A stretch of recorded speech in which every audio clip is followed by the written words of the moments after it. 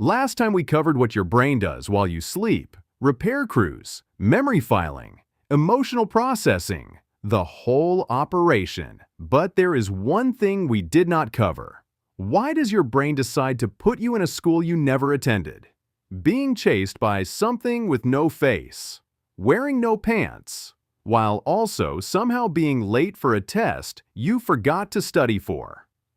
Tonight, Max is going inside the dream. Nobody told him why any of this happens. But now he is going to find out. Let us start with the uncomfortable truth. Scientists still do not fully agree on why we dream, which is either reassuring or terrifying, depending on how much you trust scientists. But here's what we do know, and it is genuinely fascinating. Theory 1. The threat simulation. Theory: your brain uses dreams as a practice run for dangerous situations, a flight simulator for your life. The idea is that by rehearsing threats in a safe environment, your brain prepares you to handle them better in real life. Every nightmare is basically a training exercise, which is either very comforting or deeply unsettling, depending on what you have been dreaming about lately. Theory 2. The memory consolidation theory. Dreams are a side effect of your brain filing memories. The random imagery you experience is basically the filing system running in the background. Ever had a dream about something completely random from years ago? A teacher you had in third grade? A house you visited once? A song you had not heard in a decade? That is the filing system, your brain pulling up old files to process and reorganize them. You are basically watching your own hard drive defragment. Theory 3. The emotional processing theory. Dreams help your brain process difficult emotions by replaying experiences with the volume turned down. The specific chemical that causes fear and anxiety, norepinephrine, is actually suppressed during REM sleep. So your brain can replay scary or upsetting experiences without the full emotional intensity. This is why things genuinely do look better in the morning. Your brain worked on them all night. Now let us talk about Sigmund Freud. Because no conversation about dreams is complete without the man who made everything about dreams significantly more awkward. Freud believed dreams were the royal road to the unconscious, that every dream was a disguised wish fulfillment.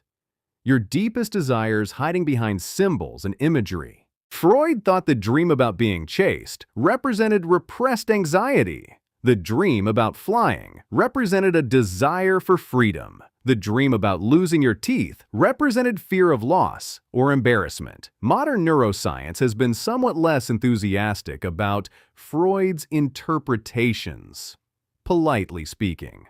The current scientific consensus is that most dreams are not symbolic messages from your unconscious. They are more likely the random firing of neurons during memory consolidation mixed with your brain's desperate attempt to make a narrative out of whatever is happening. Your brain is essentially a story machine. Even when the raw material is completely random, it tries to build a coherent narrative, which is why dreams feel like they make sense while you are in them and make absolutely no sense the moment you wake up. Now let us talk about why you forget your dreams, because most people wake up with a vivid dream, and by the time they have made coffee, it is completely gone. Here is why. That same chemical that is suppressed during REM sleep, norepinephrine, is also critical for memory formation. Norepinephrine means your brain is not properly encoding the dream as it happens. You are essentially watching a movie without recording it. The moment the movie ends and norepinephrine comes back online, the dream begins fading immediately. Within 5 minutes of waking, most people have lost 50% of their dream content. Within 10 minutes, 90% is gone. The trick to remembering dreams is to stay completely still when you first wake up and immediately try to recall what was happening before you move or check your phone. Movement and stimulation accelerate the forgetting. Now, let us talk about nightmares, because everyone has them and almost nobody explained what actually causes them.